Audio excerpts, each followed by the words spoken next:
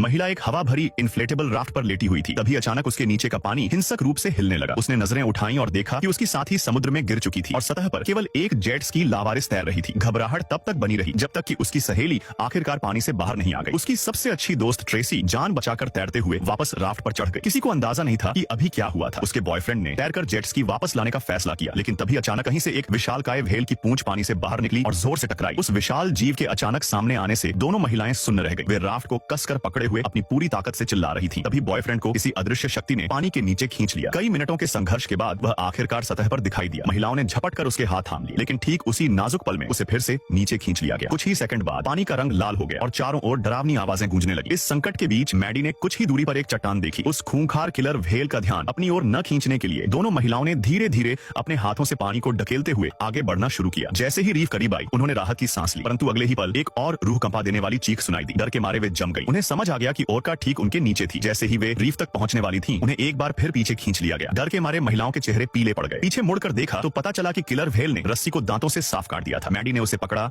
और अपनी पूरी ताकत से खींचा, लेकिन पानी में फिर से भयानक लहरें उठने लगी। एक ओरका जिसका पृष्ठीय पंख मुड़े हुए चाकू जैसा था, सीधे उनकी ओर लपकी। महिलाएं डर के मारे पूरी तरह सुन्न हो चुकी थीं। उन्होंने इतना खौफनाक मंजर पहले कभी नहीं देखा था। वह जीव न केवल चाकू जैसे पंख वाला था, बल्कि उससे कान फाड़ देने वाली तीखी आवाजें भी निकल रही थी। कुछ चक्कर लगाने के बाद ओरका वापस गहराई में चली गई, मानो वह लुका छिपी का कोई जानलेवा खेल खेल रही हो। उन्हें पता था कि अगर यह सिलसिला जारी रहा तो वे नहीं बचेंगी। काफी देर हिचकिचाने के बाद मैडी ने राफ्ट छोड़ने का फैसला किया, लेकिन अत्यधिक डर के कारण वह तैर नहीं पाई और वापस राफ्ट पर रेंग कर चढ़ गई। इसी बीच ट्रेसी रीफ तक पहुंचने ही वाली थी। ओरका ने तुरंत दिशा बदली और उसका पीछा करना शुरू कर दिया। जीवन और मृत्यु के इस मोड़ पर ट्रेसी आखिरकार चट्टानों पर चढ़ने में सफल रही, जहां वह पूरी तरह थक कर ढह गई। हालांकि मैडी अब भी भारी खतरे में थी। भागने की नाकाम कोशिश ने उसका आत्मविश्वास तोड़ दिया था। वह बेकाबू होकर कांप रही थी और हिलने की हिम्मत तक नहीं जुटा पा रही थी। सबसे बुरा तो यह हुआ कि राफ्ट की हवा निकलनी शुरू हो गई थी। अब कोई